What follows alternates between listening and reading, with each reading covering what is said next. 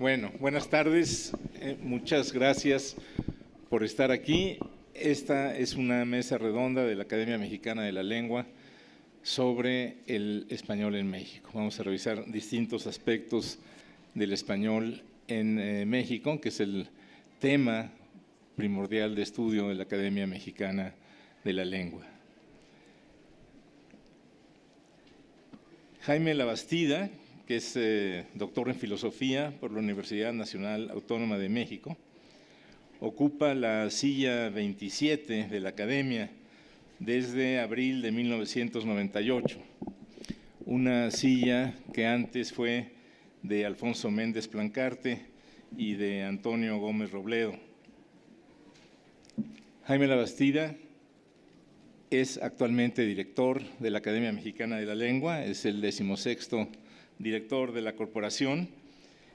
Antes fue tesorero y director adjunto de la Academia, actualmente es el director, es miembro correspondiente de la Academia Norteamericana de la Lengua Española y de la Academia Cubana de la Lengua. Es miembro de número de la Asociación Filosófica de México, del Colegio de Sinaloa, director general de la editorial Siglo XXI Editores.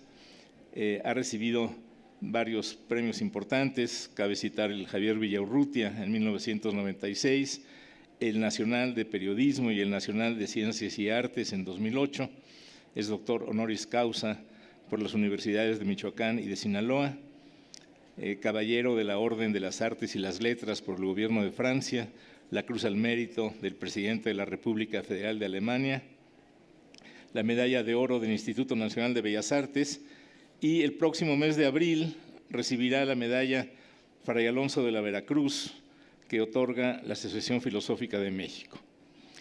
Con todo, lo que más dice de Jaime Labastida son sus obras.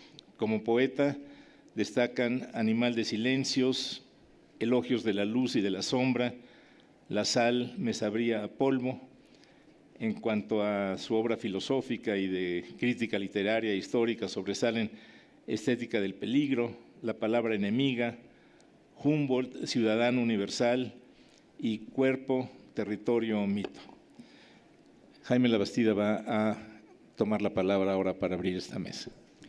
Muchas gracias, querido Felipe Garrido, que él no ha dicho qué cargo ocupa en nuestra corporación, pero es el director adjunto. El título de esta charla, breve por lo demás, es Pensar en Español.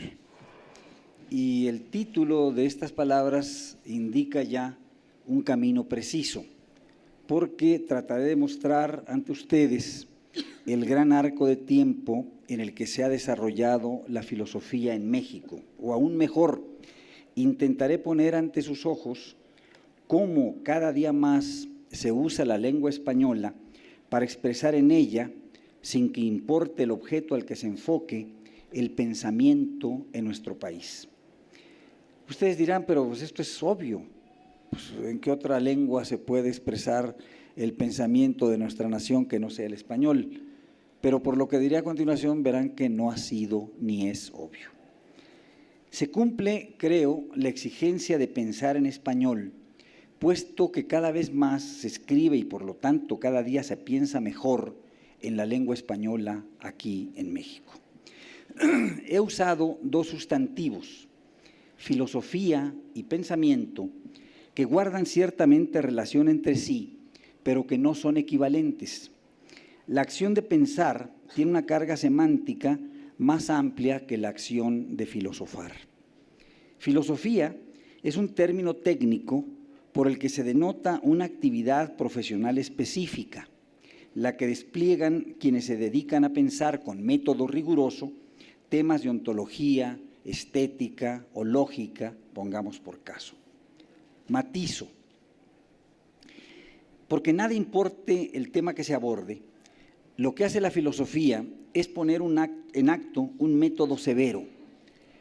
El pensamiento, en cambio, es una actividad común a todos los seres humanos. Menos técnico y más amplio, el acto de pensar carece del rigor que tiene el acto de filosofar. Pensar, lo saben ustedes, tiene la misma raíz que el verbo pesar viene del latín pendo pendis, y por eso tal vez pueda decirse que en latín y en las lenguas romances las palabras tienen peso y que por ello se sopesan, que son graves, que en cierto aspecto, al otorgarles vida y sonido, las saboreamos con la lengua. Y adviertan ustedes otro hecho: la palabra latina por la que se ha traducido la voz helena Sofía, lo que nosotros decimos sabiduría y los latinos llamaban sapiencia, posee la misma raíz que sabor. Por eso saboreamos las palabras. Hechas estas aclaraciones impertinentes, entraré en materia. En la Ciudad de México y bajo el sello de la editorial Séneca, que dirigía el poeta José Bergamín, se publicó la Antología del Pensamiento de Lengua Española en la Edad Contemporánea. Su autor fue el filósofo transterrado José Gaos, maestro de no pocas generaciones. Corría el año de 1945. Gaos señaló allí con razón que no sabía de la existencia de ninguna otra antología semejante a la suya que se hubiera publicado con anterioridad. ¿Qué rasgos posee la antología de Gaos? Dos límites, ambos plenamente conscientes. Primero, se limita a la edad contemporánea.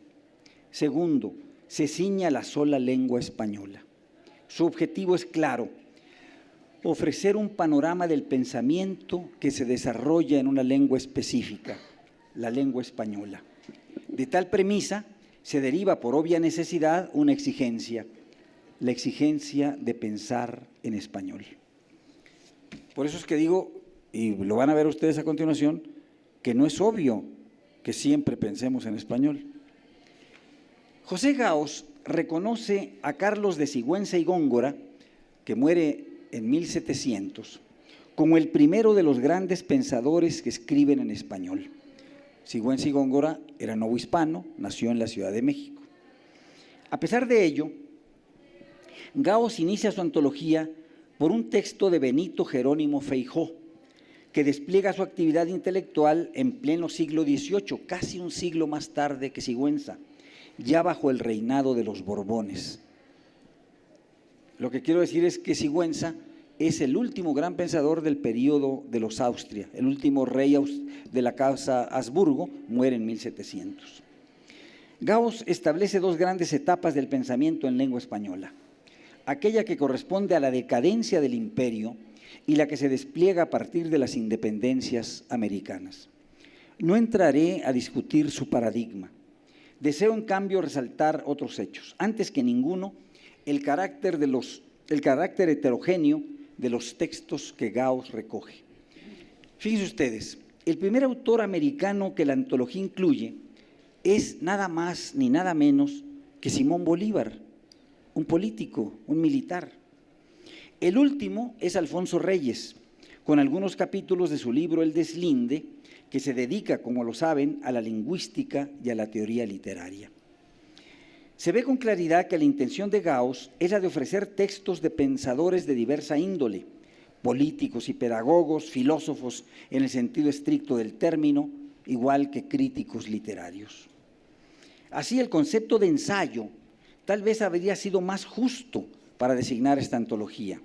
Pero, en fin, se trata de una antología, la primera en España y en América, que intenta mostrar el pensamiento en lengua española. Permítanme retroceder en el tiempo. Se ha dicho, y se ha dicho bien, que el primero que sentó cátedra de filosofía en la Nueva España fue Fray Alonso de la Vera Cruz. Lo hizo inicialmente en el convento agustino de Tiripetío, en Michoacán, y luego, al fundarse la Real y Pontificia Universidad de México, en ella misma. El magisterio de Fray Alonso fue ejemplar sin duda. Ustedes saben que él no se llamaba así, se llamaba Alonso Gutiérrez, pero al llegar a las tierras de la Nueva España cambió su nombre y se hizo llamar Fray Alonso de la Vera Cruz. Hubo alguien que se llamó Fray Lorenzo de la Nada. Es bonito, ¿no?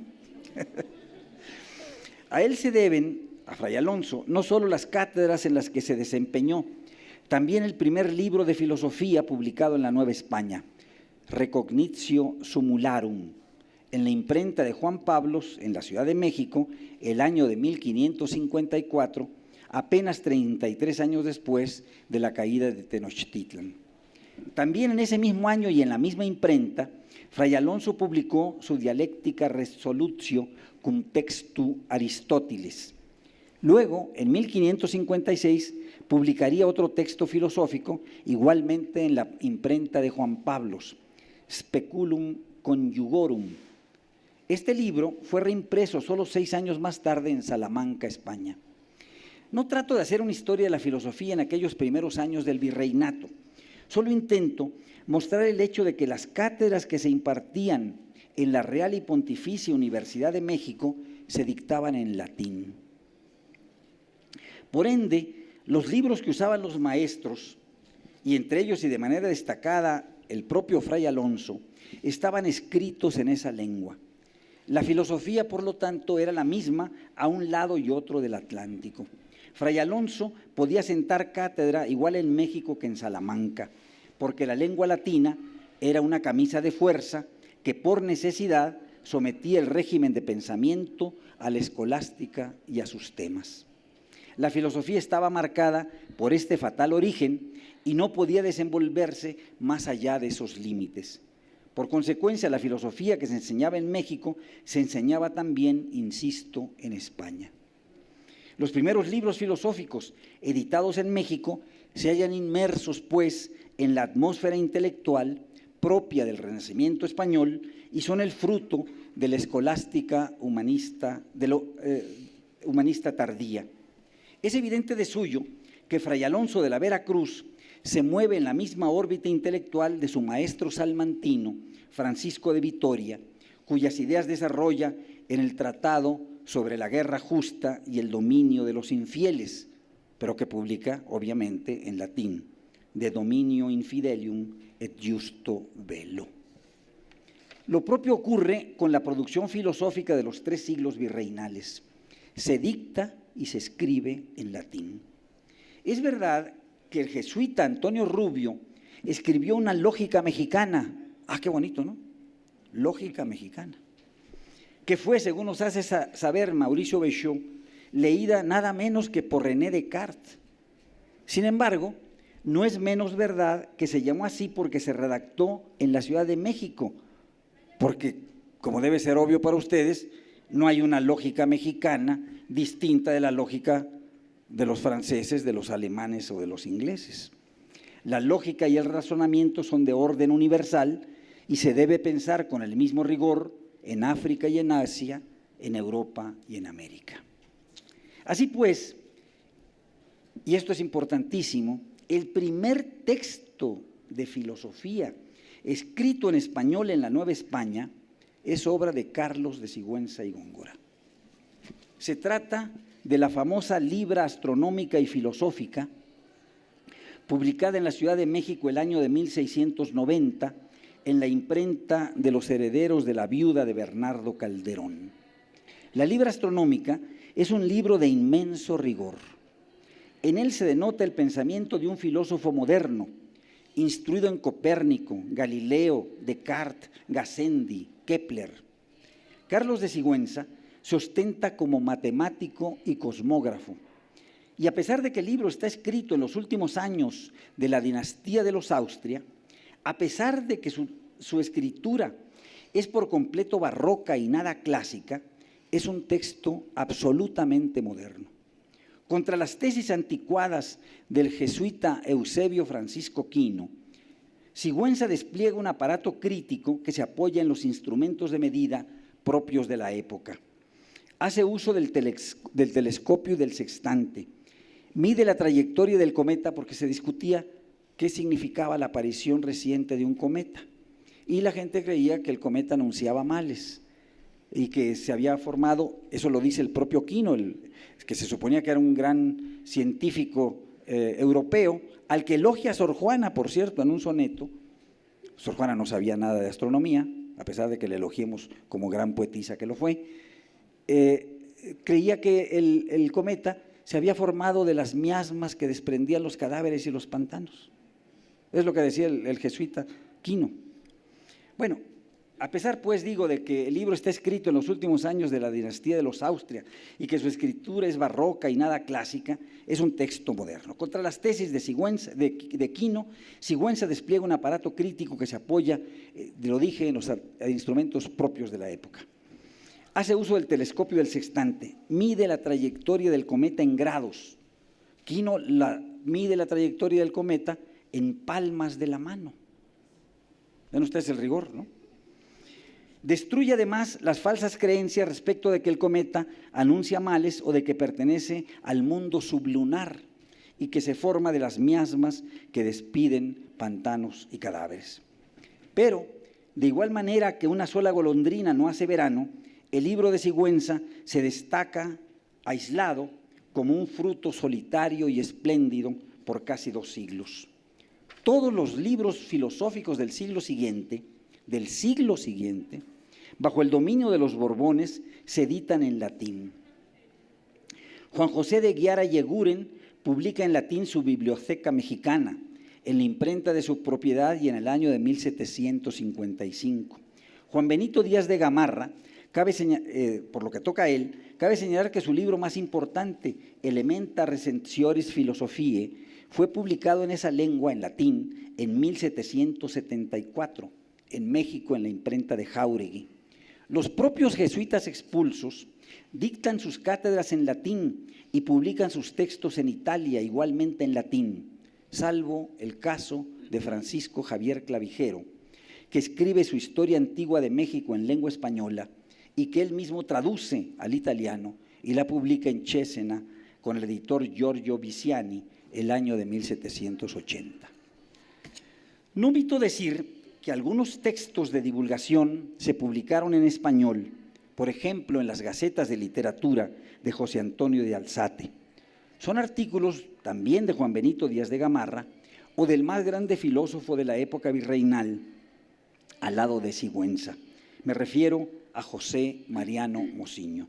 Sin embargo, insisto, el grueso de la producción filosófica novohispana, sobre todo aquel que se desarrolla en la Real y Pontificia Universidad de México y en los colegios de las distintas órdenes monásticas, igual en los colegios de jesuitas que en los de dominicos, franciscanos o agustinos, sigue la ruta que los cánones escolásticos indican. Las cátedras se dictan y se escriben en latín.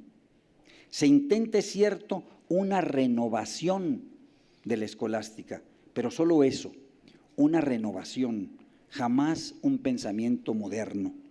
No hubo, pues, lo escrito en otro lugar, una ilustración novohispana propiamente dicha. Quisiera subrayar un hecho de importancia extrema. La filosofía y la ciencia se desarrollan en los países europeos con gran ímpetu a partir del momento en que los pensadores empiezan a escribir en sus respectivas lenguas maternas, o sea, en las lenguas vulgares. Galileo alterna el latín y el toscano. Descartes utiliza el latín y el francés. Todos los empiristas ingleses escriben en inglés desde que así lo hizo Francis Bacon, Locke, Hume, Berkeley. El primer gran filósofo prusiano, Leibniz, se valdrá del latín y del francés. A partir de Kant, todos los filósofos alemanes escribirán en esa lengua e inventarán nuevos conceptos. Solo, qué curioso, Isaac Newton escribirá en latín su gran tratado de física y hasta lo llamará con un nombre arcaico, Philosophia Naturalis Principia Mathematica, los principios matemáticos de la filosofía natural. O sea, no llama a la física como la conocemos hoy, la llama filosofía natural, con el término antiguo, escolástico. Newton, pues, arrojó vino nuevo en odres viejos. Este gran movimiento intelectual, que reseño aquí con brevedad extrema, coincide con la formación de las naciones modernas, el auge de nuevas técnicas, el telescopio, el microscopio, y de formas económicas productivas que rompen con las formas artesanales. En particular, las nuevas son la manufactura heterogénea y la manufactura orgánica. Lo que importa para el asunto de que trato es que la filosofía se deshace del yugo que la ataba a la lengua latina y que le imponía su léxico y sus temas. ¿Ocurre algo semejante en la Nueva España? No, por supuesto que no, y habrá que esperar hasta la época independiente para que la filosofía, o si se quiere decir mejor, el pensamiento de nuestra nación, se exprese en lengua vulgar, en la lengua del pueblo, o sea, en español. Lo que sucedía en la atmósfera del pensamiento a lo largo de la época virreinal no sucedía en cambio en el terreno de la literatura. En este campo sí se había dado una auténtica comunidad literaria. Había escritores en lengua española, o sea, emisores, un público lector, por lo tanto receptores, y un medio de transmisión tanto oral como escrito. Ya para esa época las prensas habían crecido. Una muestra de lo dicho desde el primer siglo se aprecia en la colección Flores de varia poesía.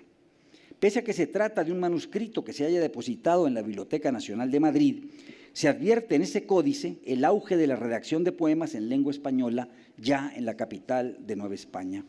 El códice es de 1577, o sea, no se publica, se publica recientemente por la Universidad Nacional en una transcripción de Margarita Peña. En él se destaca desde luego el talento, por encima de cualquier otro, de Gutiérrez de Cetina. El punto más alto de esta escritura, la escritura en lengua española, la encontramos en Sor Juana, en las postrimerías del siglo XVIII, a punto de fenecer ya el imperio de los Austria. Es necesario subrayar, por lo tanto, que existen dos circuitos que apenas sí se tocan en el curso de la época virreinal. Por un lado, el sistema literario, que se expresa y crece cada día más en español. Por otro, el sistema de pensamiento, el sistema de la ciencia y la filosofía, reacio a escribir en lengua vulgar. Se despliega en los colegios y en la universidad, siempre en la lengua culta, el latín, y al margen del gran público. Al producirse la independencia, el sistema de pensamiento ya se expresa en español. En lengua vulgar, por lo tanto, combaten los dos grandes pensadores de la primera mitad del siglo XIX, Lucas Alamán y José María Luis Mora. Por consecuencia, el primer texto de autor mexicano que José Gao recoge en su antología corresponde al gran filósofo y educador Gavino Barreda, el creador de la Escuela Nacional Preparatoria, el hombre que empieza a minar las bases de la enseñanza caduca, el reformador de la enseñanza, el introductor del positivismo en México. El texto es tardío.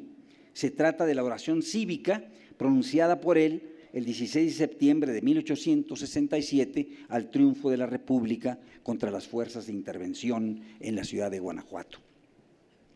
Luego, Gao retoma dos discursos de Justo Sierra y, pues, por lo que corresponde a pensadores mexicanos, reproduce textos de Vasconcelos, Antonio Caso y Alfonso Reyes.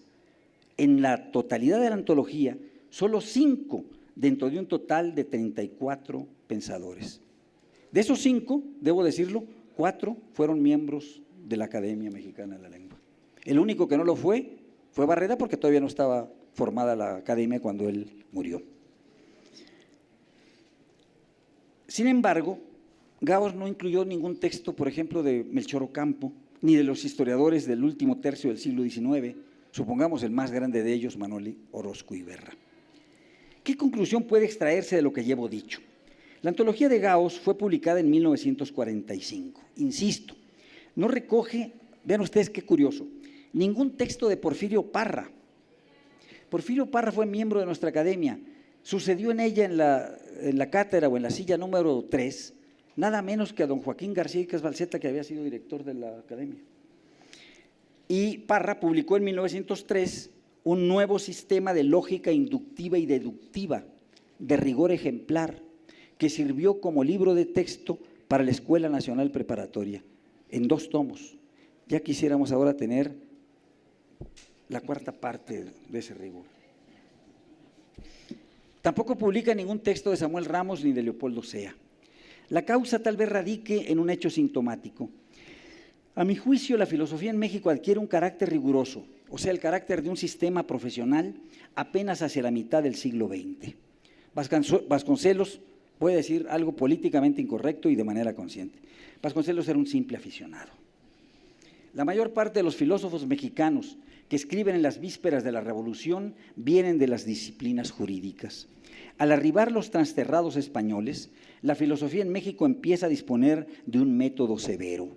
José Gaos, Juan David García Vaca, Joaquín Xirau, José María Gallego Rocaful, Luis Recasén Siches, Eduardo Nicol, Adolfo Sánchez Vázquez, le otorgan al quehacer filosófico el método y el rigor que le hacían falta.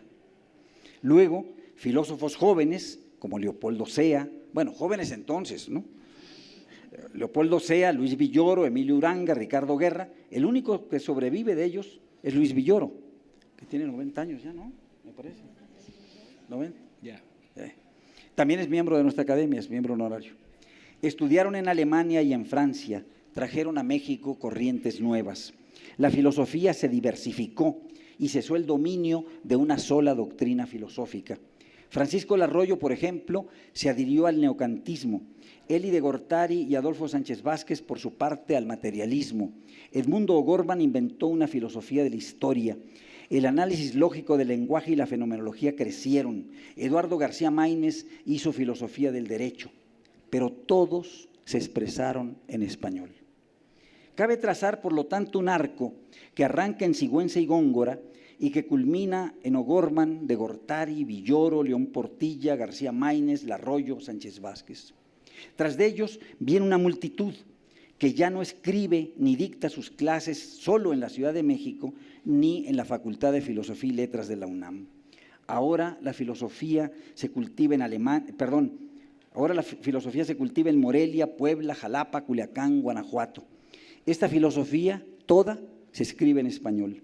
Es verdad, aún no alcanza el nivel de la filosofía que se cultiva en Alemania, Francia, Inglaterra o Estados Unidos. Pero el hecho de que en México el pensamiento ya se despliegue en español nos induce a creer que pronto alcanzará un nivel profesional gracias al cual podrá enfrentarse a los desafíos del siglo XXI y al mundo global en que vivimos, porque ya se piensa en español. Muchas gracias.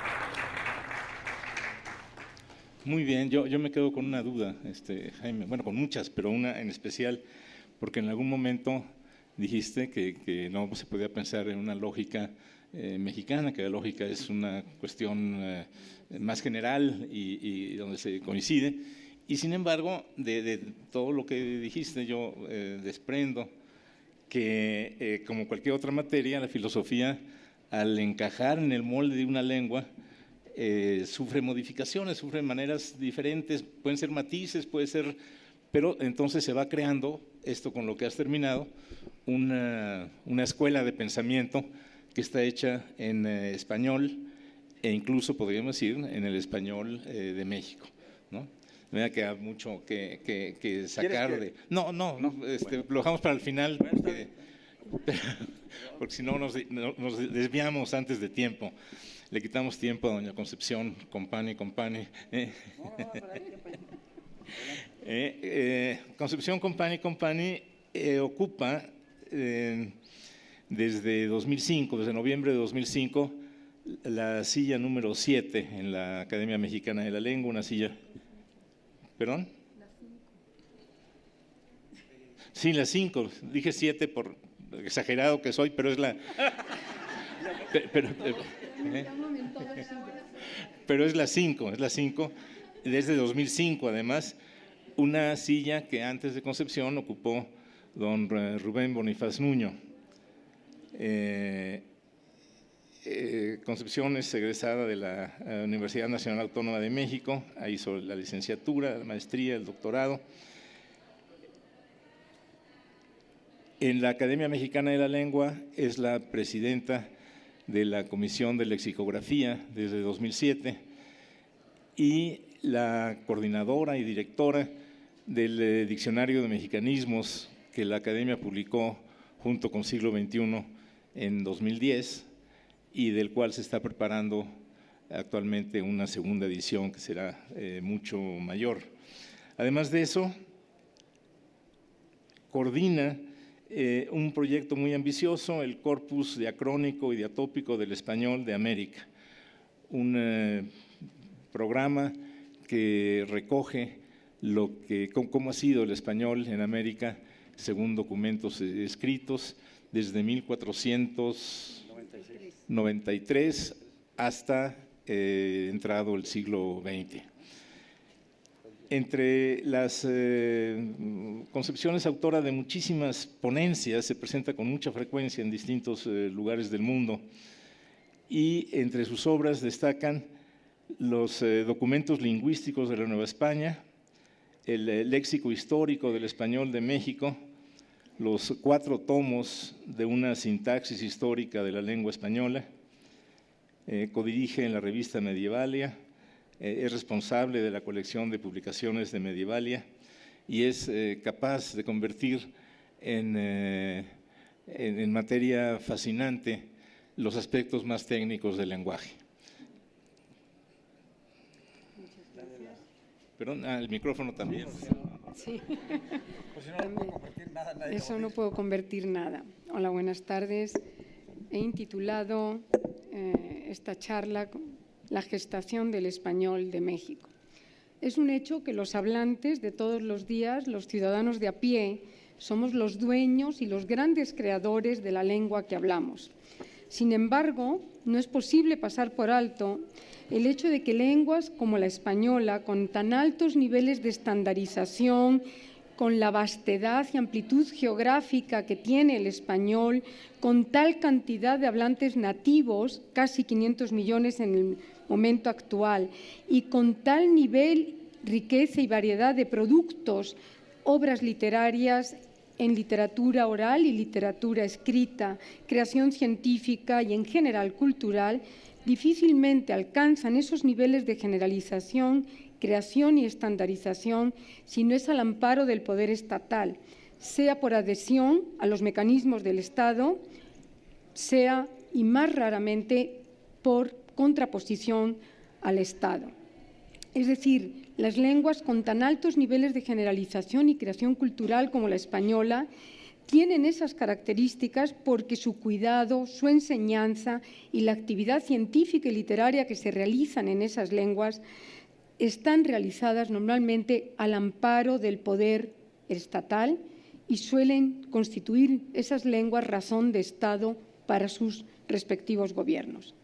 La lengua española es un caso ejemplar de varios y sucesivos respaldarazos gubernamentales de varias razones de Estado, sin las cuales no sería hoy la rica, diversa y a la vez y sobre todo unitaria lengua española que es hoy.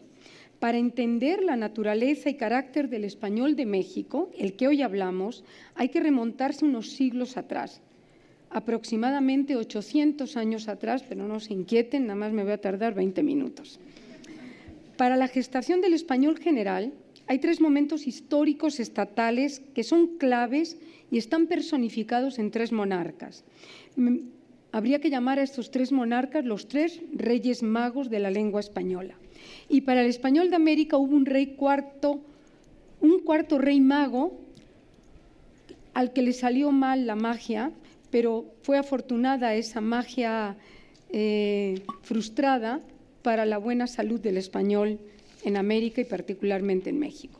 El primer rey mago fue Fernando III el Santo. A inicios del siglo XIII, en 1227, hizo algo mágico: decretar que la lengua de la Cancillería o Chancillería, una institución o dependencia que hoy sería el equivalente a la actual Secretaría de Gobernación en México, o en algunos países se les llama Ministerios del Interior, fuera el castellano y no el latín. Evidentemente, Fernando III no cambió el latín por castellano por gusto, sino por necesidad, porque la documentación en latín ya nadie la entendía y, en consecuencia, ya nadie acataba las órdenes de los documentos expedidos por la Cancillería, por el rey. Volver oficial la lengua que se hablaba en la casa fue sin duda un acto mágico, un gran respaldarazo desde el poder, porque le otorgó al castellano un nuevo estatus. No solo los documentos oficiales, sino la cultura toda, a partir de 1227, empezaría a ser construida en gran parte en lengua española. Hay que decir que en la historia, como en la vida, detrás de un gran hombre suele haber una gran mujer. Eso es así. Siempre. Y en el caso de Fernando III el Santo, había una gran mujer. La artífice de la grandeza de Fernando III fue su madre. Esto parece gabinete de psicólogos, pero no, es historia de la lengua. La madre era doña Berenguela, reina de Castilla, que puso un granito de arena, nada minúsculo, en la oficialización de la lengua española. Doña Berenguela de Castilla se había casado con Alfonso VIII el Batallador, rey de León, y con él procreó a Fernando III, casi iniciando el año 1200. A los pocos años, el rey de León la repudió también. La vida toda siempre es igual. Y doña Berenguela se quedó con su hijo reinando en Castilla, un territorio pequeño y de muy poca valía, como bien nos recuerda el primer verso del primer gran poema épico escrito íntegramente en castellano, que es el poema de Fernán González, que dice en el primer verso: era entonces Castilla un pequeño mollón, es decir, una pequeña porción de tierra con alguna pequeña mínima un señalamiento territorial. Un mojón es una piedra donde indica aquí empieza Castilla o algo así. Es decir, doña Berenguela, muerto su esposo, fue el artífice, junto con Fernando III, de que el español sea lo que es hoy. ¿Por qué? Porque reclamó para su hijo, una vez muerto su marido, el trono y reino de León, y tras algunas batallas bien ganadas, logró que se uniera Castilla a León, de manera que las viejas, refinadas y aristocráticas tradiciones del reino de León, el gran arraigo cultural que tenía y refinamiento, porque ahí estaban asentados los visigodos que traían la cultura romana, llevaron a España la cultura romana, con la unión de Castilla y León, gracias a doña Berenguela, se volvió Castilla, que era un pequeño territorio, empieza a volverse un reino importante con los refinamientos y una lengua oficial a partir de entonces. El segundo rey mago fue Alfonso X, bien apodado el Sabio. Fue hijo de Fernando III y reinó entre 1260 y 1290 aproximadamente. Gracias a Alfonso X, el español, todavía castellano en ese entonces, logró estatus de lengua de cultura. No hay posiblemente en toda la historia de la lengua española una promoción tan consistente, tan consciente y tan exitosa y bien lograda de estandarizar y generalizar una lengua como la herramienta única de hacer cultura, historia, literatura, ciencia, religión, todo en lengua española. La obra Alfonsí, como se la conoce, son decenas de miles de páginas escritas, cito, en nuestra lengua castellana, frase que aparece por toda la obra Alfonsí, señal de que es en nuestra lengua castellana acababa de ser fundada y por tanto requería una autoafirmación de castellanidad y de que era su lengua.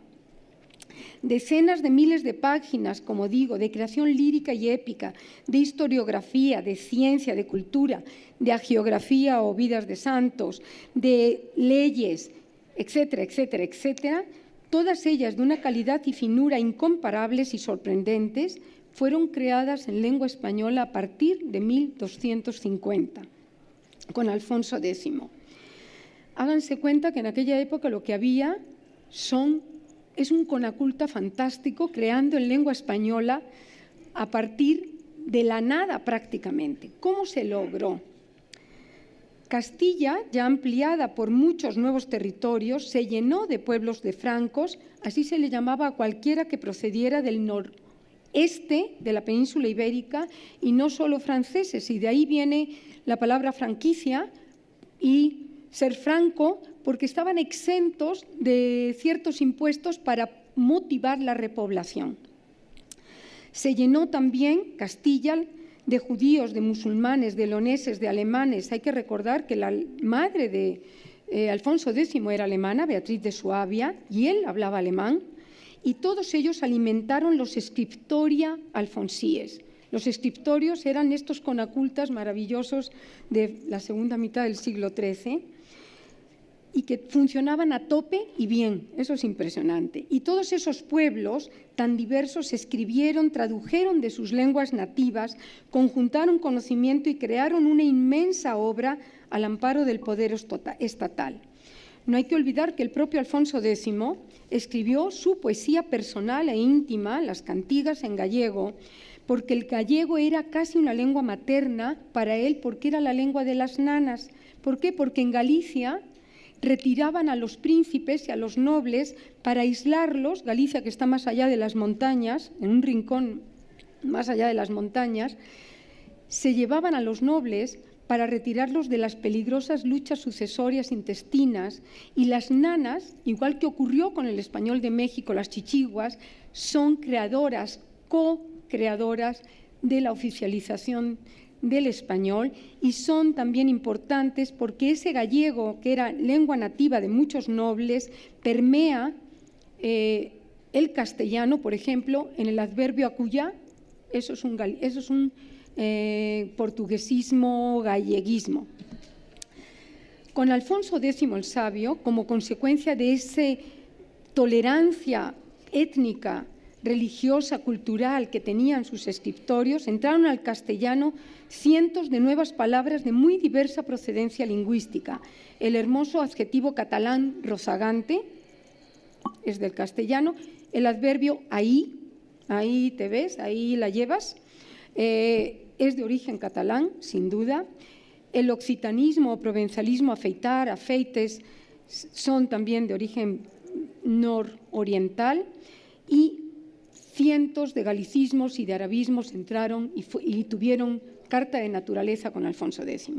El tercer rey mago fueron, en este caso, los reyes católicos. A fines del siglo XV e inicios del siglo XVI, seguidos por su nieto Carlos I, hicieron una especie de unidad europea ecuménica importantísima a través de la lengua española. Con ellos, con los reyes católicos y Carlos I, el español rebasa sus fronteras castellano-leonesas, se vuelve verdaderamente lengua española y es una lengua ecuménica universal. Se vuelve el vehículo de comunicación de extensos territorios en Aragón, en los Países Bajos, en Italia, en parte de Asia, y desde luego llega a América. Y no es un mero azar que justamente en ese periodo, a fines del siglo XV, en 1492, justo cuando Colón llega a América, pues bien, en 1492 se escribe la primera gramática en español y para la lengua española, que es la gramática de Elio Antonio de Nebrija. El conocido prólogo que Nebrija le dedica a Isabel la Católica dice prácticamente todo de la conciencia que tenían los políticos de para qué servía una gramática. Dice Nebrija, porque está ya nuestra lengua tanto en la cumbre y porque la lengua es compañera del imperio, y se sigue hablando de la necesidad de escribir una gramática en español. Seguramente Nebrija tuvo un excelente asesor, un asesor visionario, y si me permiten los señores académicos, voy a decir que tuvo un manager, un coach maravilloso, y efectivamente lo tuvo, y fue el cardenal Cisneros, que era el tutor de Carlos I y por cuya iniciativa escribió Nebrija esa gramática, que fue lo único que escribió en español, porque su obra, Nebrija era un gran latinista, y toda su obra está escrita en latín, y para el latín y para entender el latín, y fue una gramática por encargo. Que vamos a publicar pronto en México, ¿eh? Además, bueno. ¿Y qué es una gramática? Pues algo muy simple a la vez que muy complejo, una herramienta para describir, enseñar y difundir correctamente una lengua, donde se asientan los hábitos lingüísticos, los usos que un pueblo ha empleado por siglos, sedimentados a través de una compleja sedimentación de nivelaciones sociales, geográficas y culturales. Por lo tanto, tercer paso estatal, convertir el castellano en español verdaderamente, hacer del español una lengua internacional ecuménica y hacer del español una lengua para enseñanza para extranjeros. En el siglo XVI se empiezan a escribir las primeras gramáticas para enseñar español a los extranjeros, no porque por gusto, sino porque el español estaba como imperio en muchísimas partes donde no se hablaba lengua española como lengua materna. Estamos en América. 200 años después, 1755, 1760, y hablaremos del cuarto rey mago, que fue Carlos III, nada que ver con los anteriores en su grandeza, mucho más pequeñito, pero muy importante para entender cómo se llega al español de México. Es bien sabido que para imponer mayor control sobre los territorios americanos y centralizar el poder administrativo, Carlos III emitió las leyes conocidas como reformas borbónicas, que fueron traídas y puestas en vigor en México por el virrey Gálvez allá por 1760, unos 3 años antes. Fueron desafortunadas para Carlos III, pero muy afortunadas para la buena salud, vida, identidad y autonomía de la lengua española en América. Las reformas borbónicas fueron, en efecto, un acicate, un gran disparador de las independencias, cosa bien sabida para los historiadores, pero también para la lengua, y fue porque fueron la base para una nueva toma de conciencia por parte de los hablantes americanos de que su identidad lingüística y su estatus jurídico eran totalmente distintos del de los españoles de España, aunque los americanos criollos fueran oficialmente denominados en el papel también españoles, como todos sabemos. La respuesta mexicana y de otros países americanos, bien conocida a las reformas borbónicas, de se acata pero no se cumple, se aplica perfectamente a la lengua mexicana porque junto a la independización económica, lengua mexicana, español de México, pues, junto a la independización económica, política y administrativa que venía produciéndose, los hablantes americanos mexicanos tomaron plena conciencia de ser distintos del otro y de los otros. La segunda mitad del siglo XVIII es un parteaguas, que es una palabra mexicana exclusiva del español de México y creada en el español de México. La segunda mitad del siglo XVIII es posiblemente el periodo donde más claramente empieza a notarse la identidad en la lengua cotidiana. La identidad, empiezan los mexicanos a escribir como mexicanos y seguramente a hablar como mexicanos. Esa mexicanidad incipiente de la segunda mitad del siglo XVIII toma carta de naturaleza con las leyes de reforma expedidas a partir de 1855 por los presidentes Juan Álvarez, Ignacio Comonfort y consumadas finalmente por Benito Juárez. No obstante, no hay que olvidar el hecho esencial de que hablar español es un hecho integral y que son muchas más las continuidades que compartimos los mexicanos con los otros 400 millones de hispanohablantes, somos casi 500 millones de hispanohablantes, que las diferencias. Pero lo que me importa son las diferencias. ¿Qué es lo que nos hace ser hablantes de español de México? ¿Cuáles son algunos de estos rasgos? En el 10 minutos vamos a centrarnos en unos cuantos rasgos. El primer rasgo es que el español de México, como el de toda América, es un seseo generalizado. El seseo no es confundir la S con la Z, porque América nunca llegó la Z, no hay evidencias de Z, de zapato, por ninguna parte. El seseo consiste en confundir un antiguo sonido, antiguo que estaba vigente hasta el siglo XVI, con la S latina preexistente en la lengua española.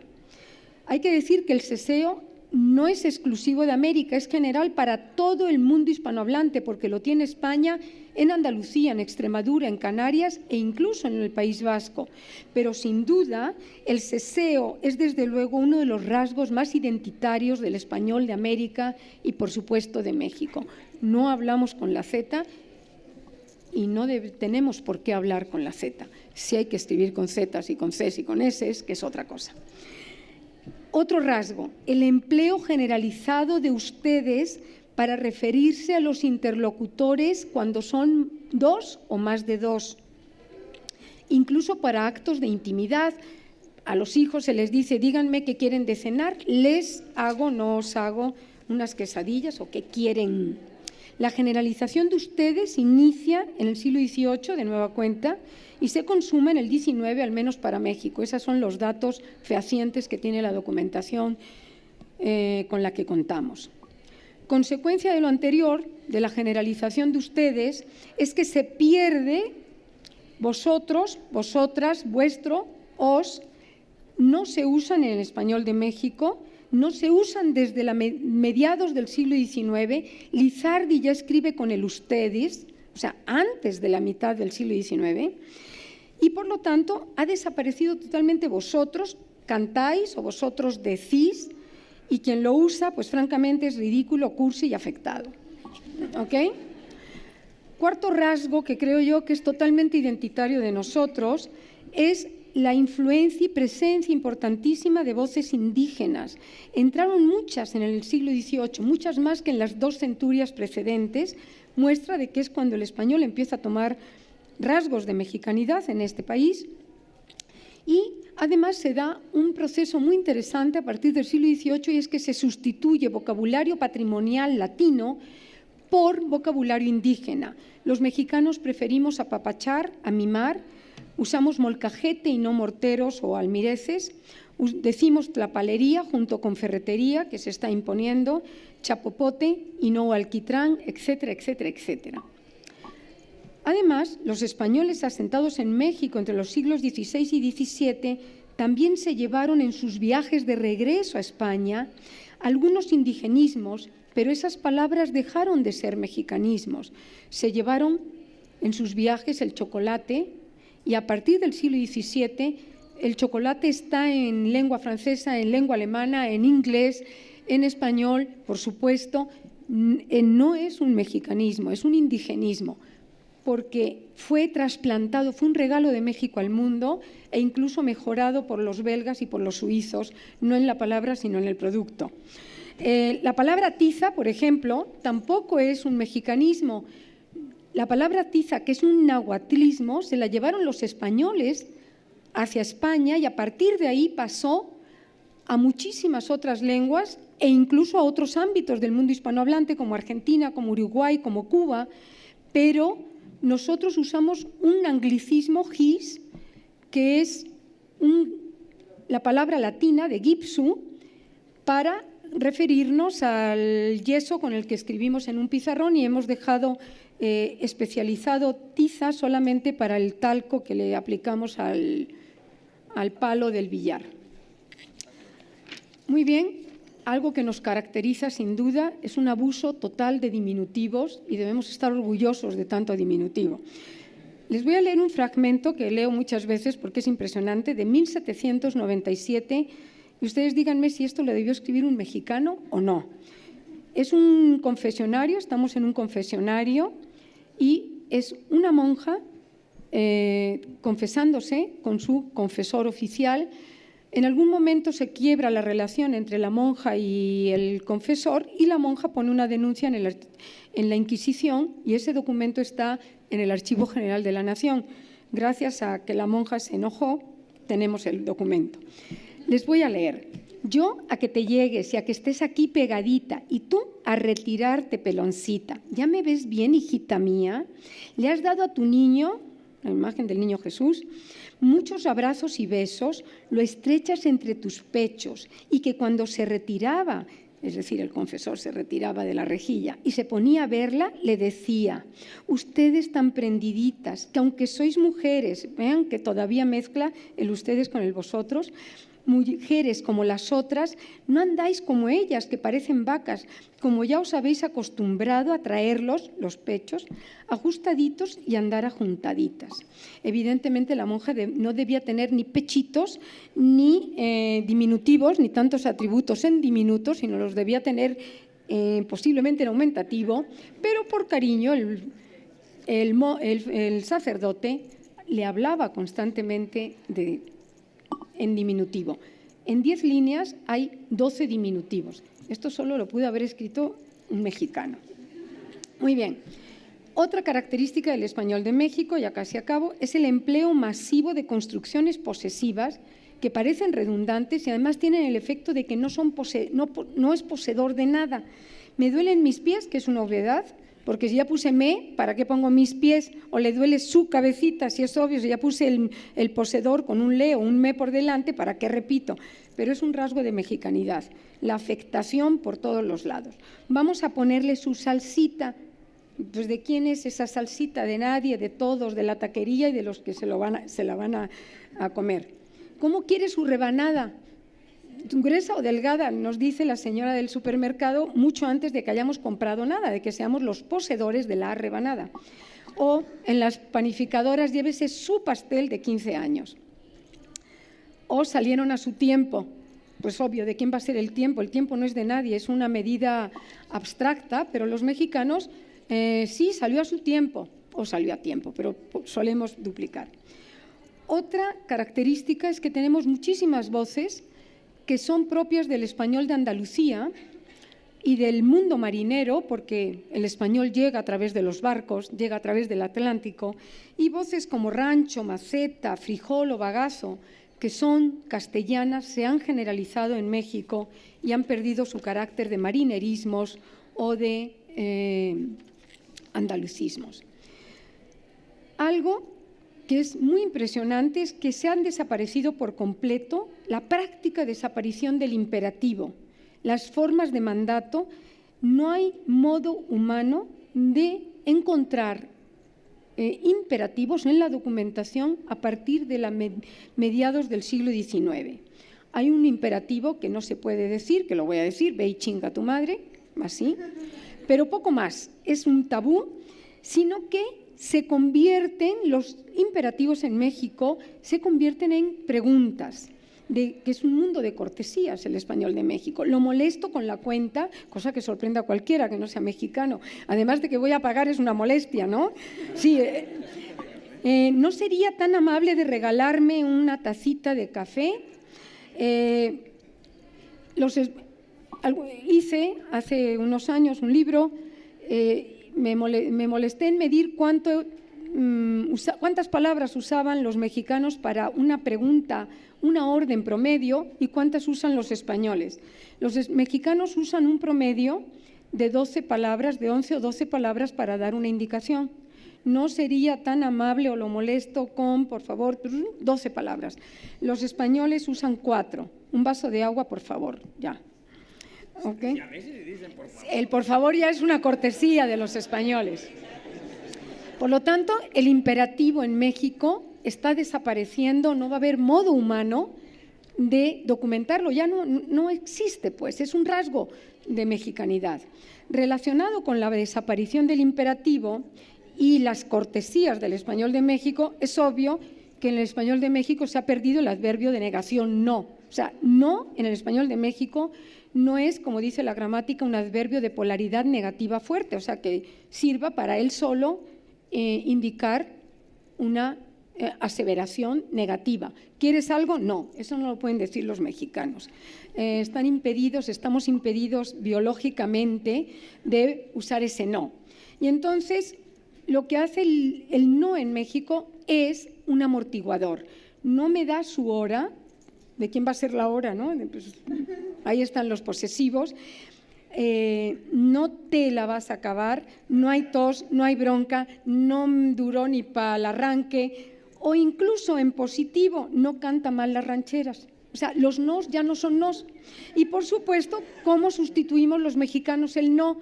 Pues con atenuantes. Y entonces, cuando un mexicano dice, déjeme pensarlo, hay que reinterpretarlo como un no. Cuando un mexicano dice, yo lo llamo, eso ya es una negación muy fuerte, es no me esté usted molestando, por no decir otra cosa. Y ya el colmo es que los sustantivos, la palabra gracias, se está por minutos. Las primeras documentaciones están en Los bandidos de Río Frío, de Paino, en 1886, donde los mexicanos usan gracias para decir no. Y entonces, ¿gusta usted un cafecito? Y el mexicano dice, gracias, y entonces uno se queda así, gracias sí, gracias no, ¿preparo el café o qué hago? Es decir, un sustantivo se ha convertido en un adverbio. Termino.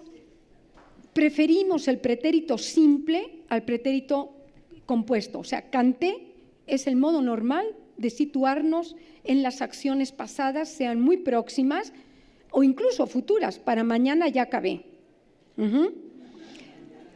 Y por supuesto, hoy desayuné o acabo de comer, hoy comí frijoles.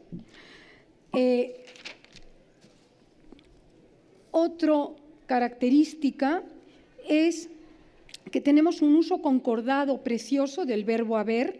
Habemos muchos. El habemos queda desempleado en el siglo XVI porque era habemos cantado, que por una evolución que no voy a explicar aquí, termina dando habemos, haemos, hemos cantado. Y cuando habemos queda desempleado, los mexicanos lo refuncionalizamos, lo reusamos para involucrarnos en lo que estamos diciendo. Habemos muchos que, o habemos muchos que no tal, ¿no?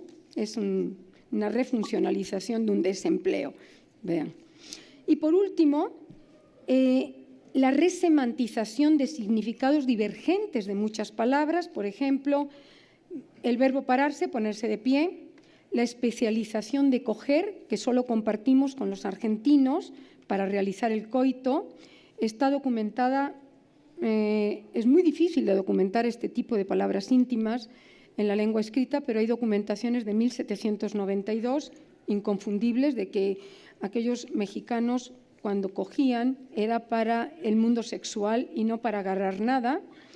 Y como consecuencia de eso, pues los verbos tomar y agarrar se han generalizado. Los mexicanos tomamos todo, no solo líquidos ni medicinas, sino al niño, tomamos cualquier cosa y agarramos, y no significa echar la garra, sino simplemente tomar o coger, pero no lo puedes. Bueno, usos que a los que no somos ni mexicanos ni caribeños, porque compartimos con el Caribe este rasgo, un hasta que indica el inicio. El doctor llega hasta las 6, pues empieza a trabajar a partir de las 6, y entonces todos los que no son mexicanos están ahí antes de las 6 y se pueden dar unos plantones gigantescos.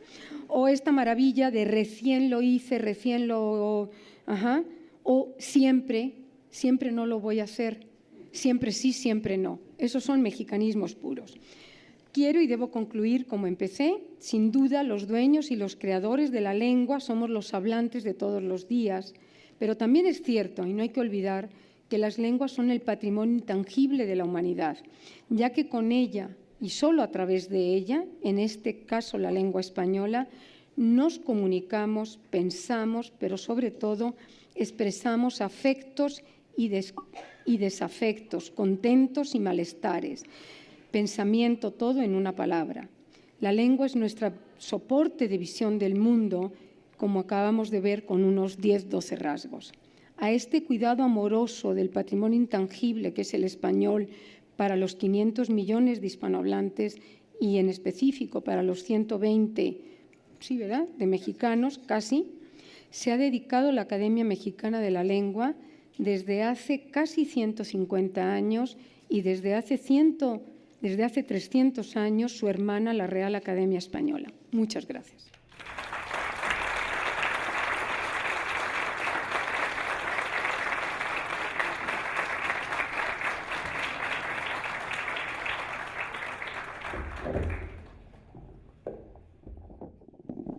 Concepción acaba de referirse a los momentos de inicio de la Academia Mexicana de la Lengua y la Real Academia Española.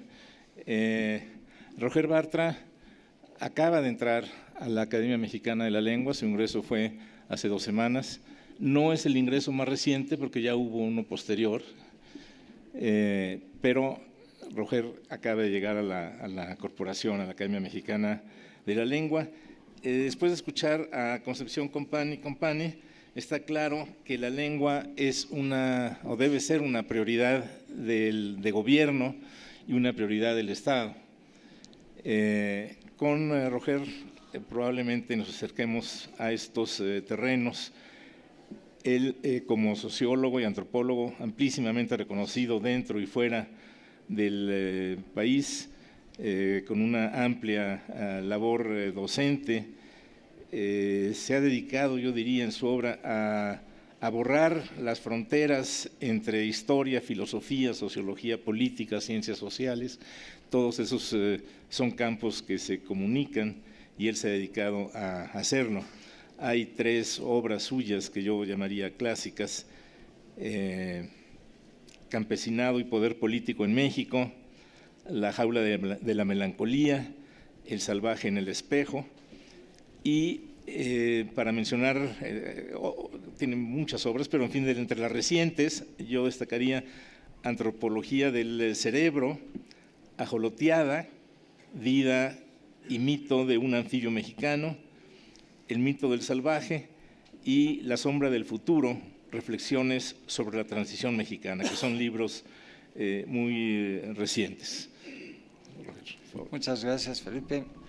Yo ante todo quiero decirles que cuando Jaime Labastida me invitó a esta mesa redonda, pues me sentí un poco incómodo, aunque él me planteó que quería que hablase sobre el español hablado o escrito en las ciencias sociales, que son las ciencias humanas, que son las que yo cultivo.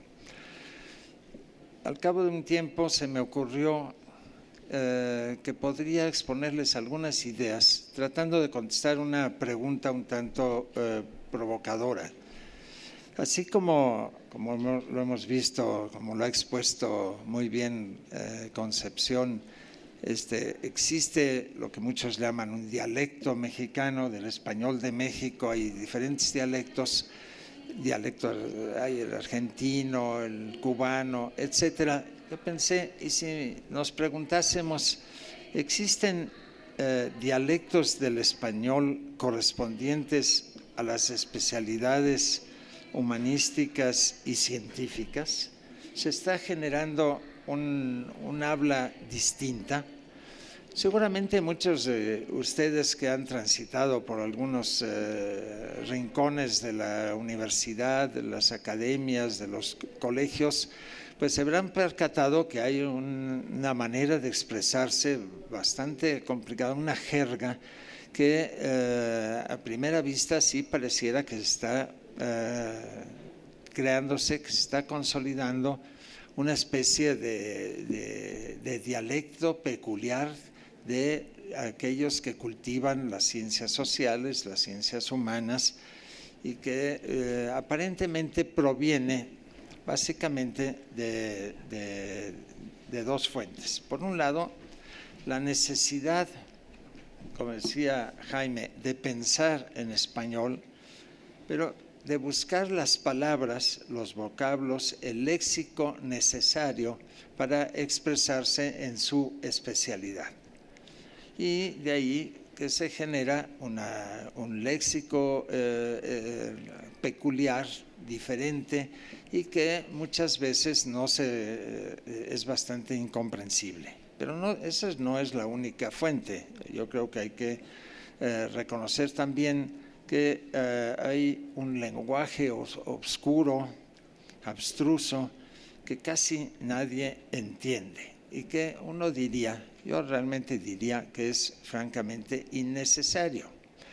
Innecesario, pero ese es el habla que se cultiva en muchos salones de clase, en las facultades cuando se estudia sociología, antropología, ciencia política, filosofía, historia, etcétera, etcétera. Desde luego, muchas de estas hablas, de estas jergas, de estas jerigonzas, casi que para muchos pueden parecer incomprensibles y hasta innecesarias, corresponden a diferentes corrientes de pensamiento, a diferentes escuelas, a diferentes grupos.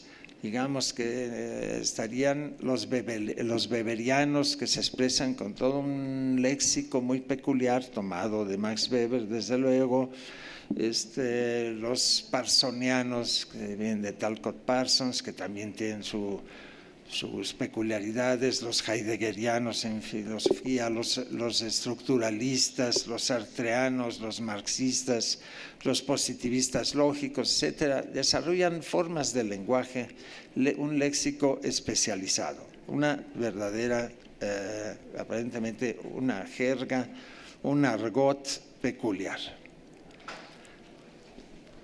Yo quisiera comentar muy brevemente sobre el origen y comentarlo críticamente sobre el origen que tienen estos dialectos que se desarrollan en las aulas y en los cubículos y en las facultades donde se cultivan las ciencias sociales y humanas. Por un lado, desde luego, y esto se liga a lo que planteaba Jaime, la necesidad de pensar, la creatividad y las innovaciones que los estudiosos llevan a crear vocablos o adoptar algunos o cambiarles el sentido a varios de ellos para crear un léxico propio de la especialidad. Es decir, se genera un léxico técnico especializado para cada una de las disciplinas y dentro de las disciplinas de las diferentes corrientes a las que pertenece determinado profesor o a las que está afiliando un estudiante. Habría que agregar también, eso es notable en México, esto que estoy hablando, ahorita lo veremos, pues no solamente es peculiar de México, pero bueno, las peculiaridades de las buenas y de las malas traducciones de los clásicos o de aquellos que son considerados clásicos o de quienes escriben los libros de texto en otras lenguas y que son traducidos. Esas traducciones a veces están bien hechas y en muchos casos están tan mal hechas que el pensamiento original queda deformado y hay una verdadera creatividad, pero en el sentido negativo, es decir, hay una verdadera confusión teórica en varias áreas. Esta confusión teórica a veces también se debe al atraso, a la falta de disciplina, a la falta de un trabajo creativo y por lo tanto se generan mecanismos lingüísticos, mecanismos muy peculiares para ocultar cuando no se entiende algo. Cuando un profesor, un investigador, no entiende determinado fenómeno, ustedes van generalmente a observar que se expresa en un lenguaje también incomprensible. Él no entiende la realidad y cuando la interpreta, nosotros tampoco entendemos lo que está diciendo. Esto es algo, pues es muy común y bueno, hay que decir desde luego que eso no es propio, no solamente es propio de México, existe en muchos lugares del mundo. Yo quiero nada más citar un ejemplo excepcional de hace muchos años del ámbito de la sociología norteamericana. En los Estados Unidos, Wright Mills escribió un clásico, un excelente libro que se llama La imaginación sociológica, cuyo capítulo segundo está dedicado a lo que llama la gran teoría. Y lo que hace básicamente de inicio es transcribir 5 o 6 párrafos escritos por el sociólogo Talcott Parsons, que si uno los lee, ya sea en inglés o en la traducción española, prácticamente no se entiende nada. Están escritos en un lenguaje realmente críptico. Se está creando ahí un dialecto sociológico. Lo que hace Wright Mills inmediatamente es él, que tiene un conocimiento de la obra de Parsons, etcétera, hace una traducción, digamos, en donde se ve que la mayor parte de lo expresado por Talcott Parsons son lugares comunes o ideas sencillas, ¿no?, que se pueden expresar también de manera sencilla sin que pierdan su contenido. Y a partir de ahí, pues desarrolla una crítica importante y que se refiere justamente a este peculiar proceso aparentemente creativo de gestación de un lenguaje críptico cerrado, de un léxico difícil de entender y que muchas veces guarda poca relación con el objeto de estudio. Muchas traducciones generan este problema. ¿Quién no se ha topado? Voy a citar un ejemplo y eso aprovechando que está aquí el director del siglo XXI, porque es un libro que publicó siglo XXI, pero antes de que Jaime llegase y que uno lo puede leer, un clásico que seguramente algunos de ustedes han leído, espero que lo hayan leído en francés, de la gramatología, de Derrida. Si se lee en español prácticamente no se entiende nada.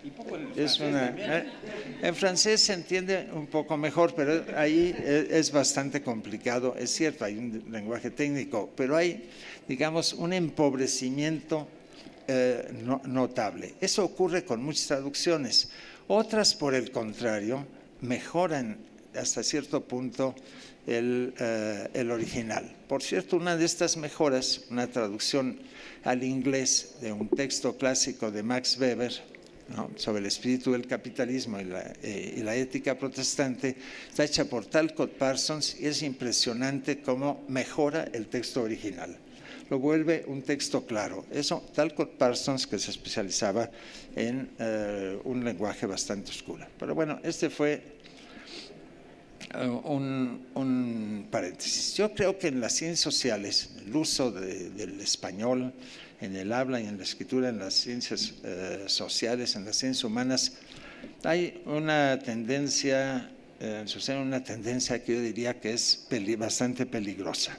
Contemplan en su seno una tendencia, digamos, a tratar de igualar, de identificar su actividad a la de las ciencias naturales, a las ciencias físicas, a las ciencias exactas.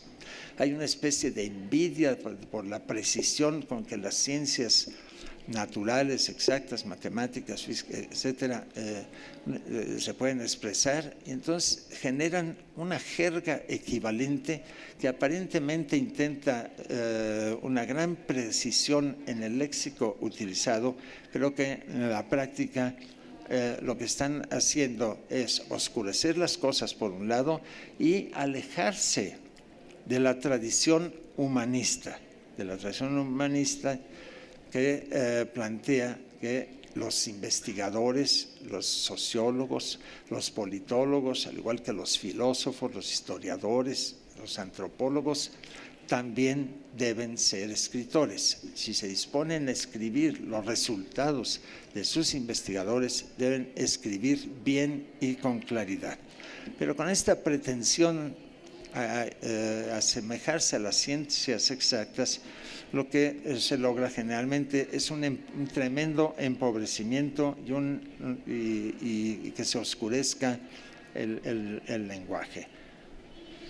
Se sustituye generalmente, ya lo mencionaron tanto, la realidad y las interpretaciones de esa realidad por una especulación abstracta que tiene poca relación con lo que sobre lo cual se está reflexionando. En realidad, se podría decir que cuando menos muchos investigadores entienden la realidad, menos se entiende también lo que dicen, aunque hablan y escriben mucho. Y ese es un problema serio, ¿no? Y la sintaxis, por supuesto, sufre terriblemente, no solamente el léxico, sino la sintaxis. Son unas construcciones verdaderamente aberrantes y difíciles de entender. Es casi, en realidad, escribir y a veces hablar para no ser entendido, ¿no?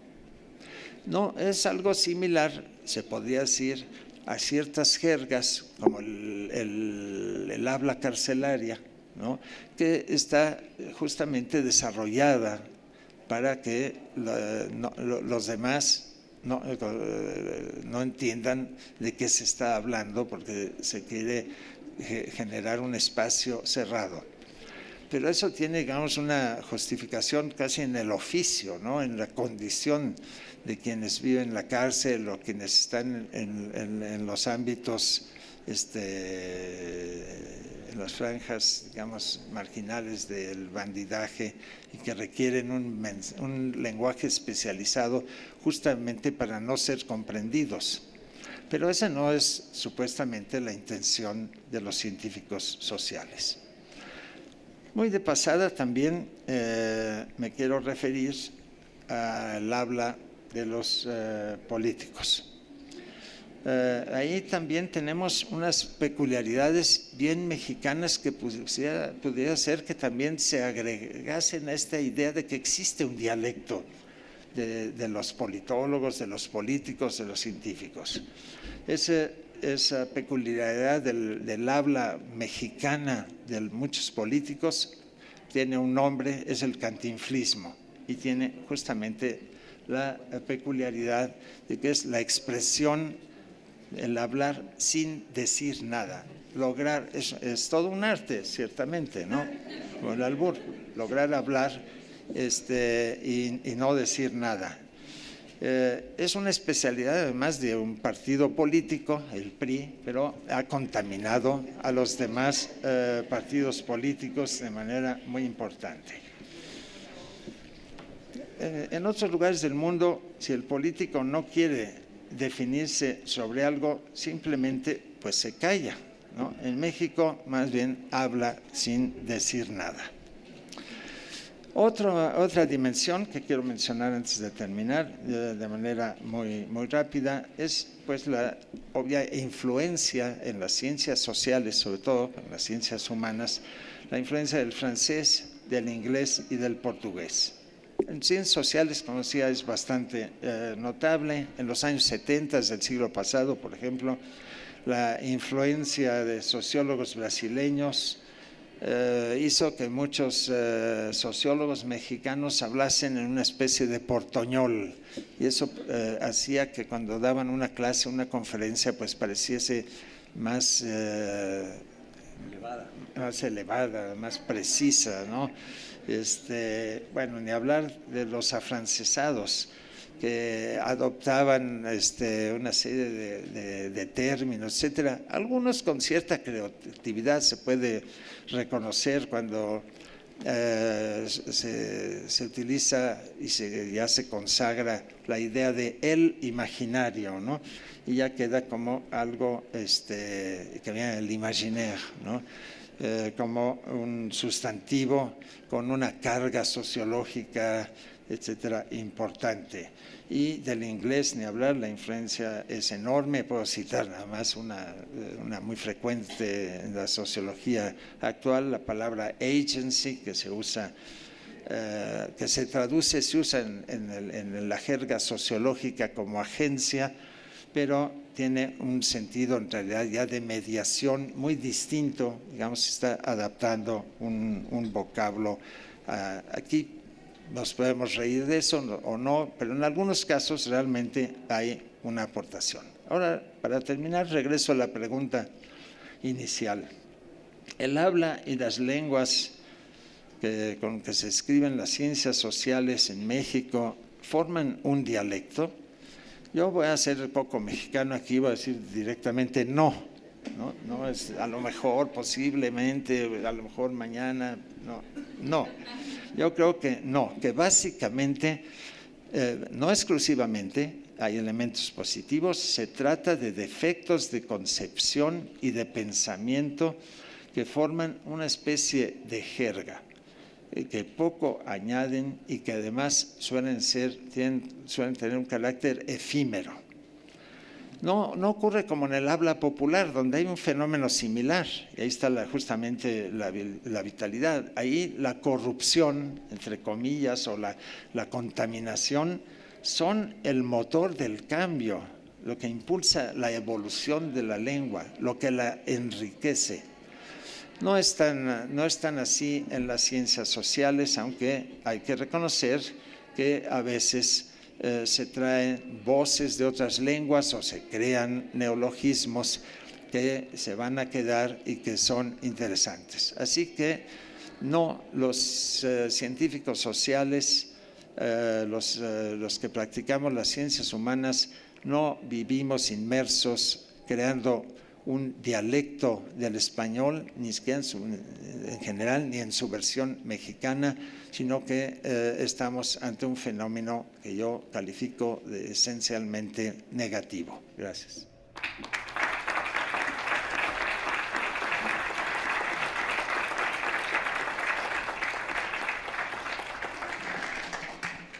Solo dos apuntes sobre esto que acaba de decir Roger. Hay un campo especial que es el de la jerga magisterial. La jerga de los abogados y de los notarios. De los maestros, de los maestros. de pedagogía, una mezcla de pedagogía, didáctica y demás, donde durante los últimos 30 años, cada vez que ha habido una reforma educativa, lo que hemos visto es una renovación de nomenclatura y en el fondo las cosas siguen siendo más o menos como eran, con otros nombres, ¿no? Es decir, el prestigio del nombre nuevo, que parece revolucionar algo, no revoluciona nada. Así es. Y un ejemplo muy viejo de estos fenómenos y muy fácil de localizar, pueden llegar ahora en la tarde a recordarlo, es el del doctor Purgante en el Periquillo Sarmiento. Este médico con quien llega el periquillo a servir en su casa y el periquillo le aprende la forma de hablar, que es una mezcla de latín macarrónico y términos hipocráticos, y eso se lo aprende muy bien el periquillo y entonces empieza a dar consultas y empieza a tratar gente. En cierto momento tiene que salir corriendo de ahí, no les cuento, pero vayan al Periquillo Sarmiento de Lizardi y todo ese episodio del doctor Purgante es un ejemplo de lo que acabas de decir, ¿no? Como un médico tiene a todo el mundo con la boca abierta por las cosas que dice y detrás de eso no hay mucho. Pues no tenemos mucho tiempo, pero sí hay 15 minutos que podemos aprovechar. Vamos a comenzar por ahí. Felipe Garrido me hizo una pregunta, pero antes de contestarla yo quisiera proporcionar algunos ejemplos de estas posibles buenas o malas traducciones o connotaciones específicas que tienen algunas palabras de las ciencias en México. Por ejemplo, para nosotros es común y corriente hablar de un ejido y de el régimen ejidal, pero en su origen ejido, incluso tanto en España como en la Nueva España, no significaba lo que para nosotros significa hoy. Hay una resemantización del vocablo. El ejido era un terreno situado a las afueras de las ciudades o de los pueblos, en donde la gente tenía derecho a dejar pastar sus animales. El ejido de la Ciudad de México estaba en lo que hoy es la Alameda, y por eso la calle que hoy se llama Avenida Juárez y luego la calle que lleva al Monumento de la Revolución era la calle del ejido. Ahora es todo lo contrario. Ejido lo que significa viene del latín exitus, salida, estaba a la salida de los pueblos. Esa es una, no sé si en España existe algo semejante como el régimen ejidal, no creo, pero en todos los países de América, en las ciudades coloniales existieron y en algunos casos se siguen llamando todavía ejidos a estas zonas especiales. Yo lo vi en Quito, por ejemplo. La palabra cacique para nosotros tiene una connotación totalmente peyorativa. Este es un cacique, es el régimen caciquil. Bueno, pero la voz cacique es una voz de las islas del Caribe y allá tiene la misma connotación que tiene la palabra tlactuani. Es el señor, es el gobernante, el dirigente de la etnia. Uno lo oye en las islas con un sentido al contrario, de exaltación. Este hombre es un verdadero cacique, quiere decir que es un hombre que dirige de buena manera al pueblo. Para nosotros es totalmente negativa. Perdón, Jaime, sí. En el contexto del momento de la llegada de los primeros españoles al Caribe y después a tierra firme en América, cacique tiene ese significado que no tiene nada de peyorativo, de gobernante. Así es. Si un cacique es un gobernante. Así es. Y ahí estás marcando otro problema, es decir, no se traduce, la traducción no va solamente de una lengua a otra, sino de un tiempo a otro muchas veces. Así es. Exactamente. Y lo que una palabra significa en un tiempo, al llegar a otro quizás o hay que explicarlo o hay que cambiarla. Bueno, pero además en nuestro país tiene esa connotación, pero allá no. Allá no la tiene. Bueno, y hay algo que a mí siempre me ha preocupado en el caso de las ciencias sociales y particularmente de la antropología y la arqueología en México. Ahora te has enfrentado tú y nos hemos enfrentado en la academia a la lectura de los libros de texto gratuitos. Bueno, hay algunos libros de historia en donde al hablar de la época mesoamericana utilizan una jerga que solamente se utiliza en México. Es una jerga que nadie entiende, perdón. ¿Por qué? Porque en arqueología y antropología las grandes épocas históricas se marcan por el cambio de las fuerzas productivas, el cambio del paleolítico al mesolítico, al neolítico, a la edad de bronce, a la edad de hierro, etcétera, por el uso de determinadas fuerzas productivas. Yo no conozco un solo texto admitido actualmente de un antropólogo, de un arqueólogo mexicano, que se atreva a usar esas cosas. Decir que los mesoamericanos se situaban en el neolítico superior parece un insulto. Entonces utilizan preclásico, clásico tardío, mesoclásico, bueno, ¿cuántos enredos de clasicismos hay? Que el otro día uno de nuestros académicos dijo, no se entiende nada de lo que estamos leyendo. Porque además solo un ultraespecialista entiende que los teotihuacanos eran el clásico, los mexicas el clásico tardío, los mayas el clásico intermedio o quién sabe qué. Pero entonces se tiene que saber previamente la historia entera de Mesoamérica para entender esas formas de clasificación. Y ahora por lo que toca la pregunta que me hizo el maestro Garrido. El hecho de que Antonio Rubio haya llamado a su lógica, porque la escribió en esta ciudad, lógica mexicana, y que la haya leído nada menos que Descartes, que estaba la lógica escrita en latín, y como él estudió en el colegio de jesuitas de La Flèche, ahí la conoció. Bueno, está muy bien, pero ¿por qué digo yo que hay que pensar en español y sin embargo no hay lógica mexicana? Como no hay lógica francesa ni hay lógica inglesa. En la historia entera de la humanidad solamente ha habido dos grandes, si no es que tres grandes momentos del desarrollo de la lógica. Bueno, un cuarto se podría hablar ahora con la lógica simbólica, lógica matemática, que formaliza aún más los instrumentos lógicos. En primer lugar hay que señalar que la lógica es un lenguaje artificial, como es la notación musical, porque formaliza a través de símbolos ciertas estructuras que tenemos los seres humanos según nuestras lenguas. ¿Por qué se desarrolla en primer lugar y antes que en ninguna otra parte en Grecia la lógica y la sistematiza Aristóteles?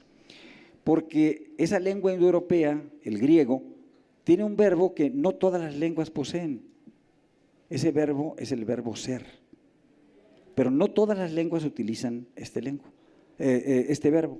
Entonces, el señalamiento que ha hecho muchas veces doña Concepción Compán, en el sentido de que sujeto, verbo, predicado, ¿no? En lugar de morfema, lexema y tontema, dijiste el otro día, ¿no? Pero vayamos a estructuras gramaticales fundamentales. Las estructuras gramaticales del latín y del griego condujeron a Aristóteles, bueno, del latín no, pero del griego condujo a Aristóteles a formular su lógica, el órgano. El sistema aristotélico se apoya, como lo saben ustedes bien, en una inferencia de carácter deductivo, que su estructura básica es el silogismo. En el Renacimiento, Francis Bacon llama o establece una nueva forma, que es la inferencia inductiva, lo llamó nuevo órgano. Pero vean ustedes, casi 2000 años más, 1500 años después, no, casi 2000 años después, casi 2000 años después, hay una nueva lógica, o pretende Bacon hacer una nueva lógica. Por último, en el siglo XIX, John Stuart Mill, en inglés, establece otra forma de inferencia, uniendo la inferencia inductiva y la deductiva. Entonces, no es por naciones que se establece la lógica, si es por lenguas. Sí, lengua, no nación. Si es por lenguas. Y por eso yo insisto, y todos desde hace mucho, bueno, lo pone en relieve Gauss, hay que pensar en español, hay que traducir y crear pensamiento en la lengua que nos es propia. Eso es todo lo que yo he querido decir.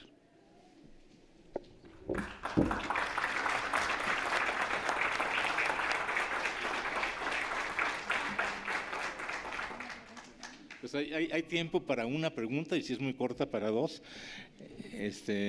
no lo desaprovechen. Pues hay muchos. Bueno, tengo entendido que el lema de la academia es defender y dar luz a idiomas, ¿no? Limpia, fija y da esplendor. Algo así por el estilo, perdón. Parece detergente. Pero me refiero a esto. Por ahí oí yo que los pueblos, cuando están perdiendo su libertad, empiezan por perder el idioma. Y yo pienso que en México está pasando eso. Porque la invasión de anglicismos es tremenda. Y yo no veo que la academia defienda, perdón, es que soy ignorante y no conozco bien la forma de ustedes, ¿no? Pero, por ejemplo, yo me acuerdo hace 20, 25 años, existía el LP, todo el mundo sabe qué era el LP, un disco de larga duración. Pero no decíamos LD, LP, long play. LP, y salió una palabra que se llamaba LP. No, pues ahora no, ahora es el DVD y el CD. Pero LP también es un inglés. Es long Entonces, play. que no pueden traducir al español. Pero en ese caso, usted está mencionando algo que es exactamente lo que sigue sucediendo. Es decir, el LP era long play. Ok. ¿Por qué no decir el CD, el DVD? No, el DC, disco Y por otro lado, si no la CD. ciudad de Miami, su pronunciación es Miami, porque Miami, A ver, ¿por qué si fue ocupado por los españoles? ¿Y su nombre es Miami? bueno, ¿Ah, verdad? Son niños seminoles, ¿eh? La A palabra es ver. seminole, sí. no es española. A ver, mire, yo creo que no se debe usted preocupar. Esto que a usted le inquieta es natural, es una inquietud natural de cualquier hablante, porque nuestro pensamiento, como lo acaba de decir Jaime, está vehiculado en nuestra lengua. No hay pensamiento sin lengua. Si lo hay, no lo podemos descubrir. Bueno, pero no se debe preocupar porque el latín estaba plagado de helenismos, de palabras griegas. La palabra orquestra no es latina, es griega. Teatro no es. Teatro es griega, bueno, montones. Jardín es francés. Después nos invadieron los árabes, bendito Dios, y tomamos de ellos miles de vocablos. A nadie le molesta que alberca sea un arabismo. Piscina es del latín, pero solo en España se dice piscina. Bueno, en Argentina pileta.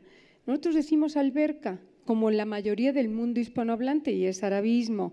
Y pues no digamos aceite y muchísimos más. Y después llegaron en el siglo XVI y entraron italianismos, pero italianismos así a montones. No pasó nada. ¿Por qué? Porque la gran mayoría de las tropas del Imperio Español, una gran mayoría estaba integrada por soldados italianos. Los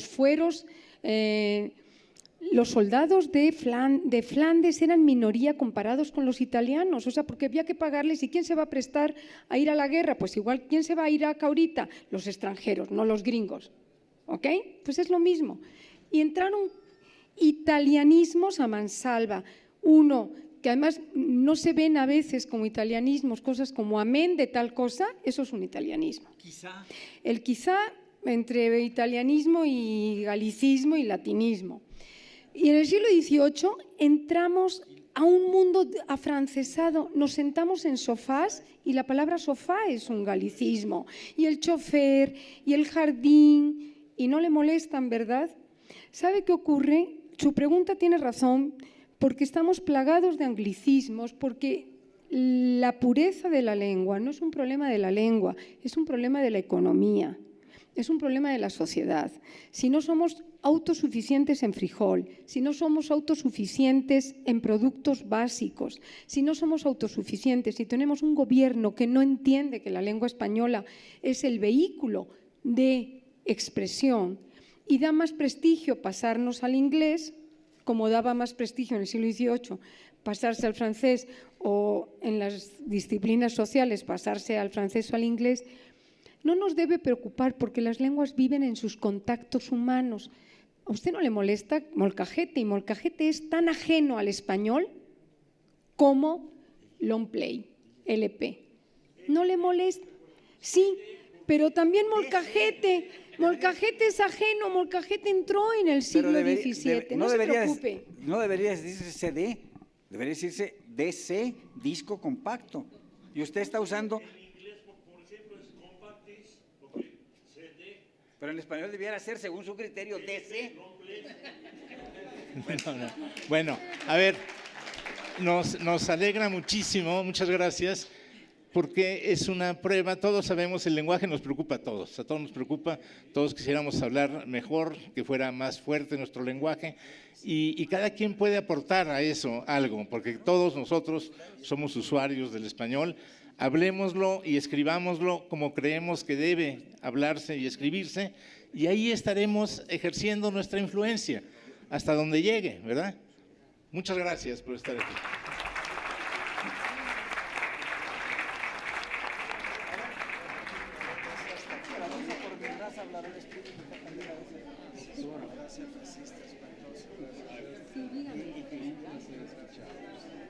Muchísimas gracias.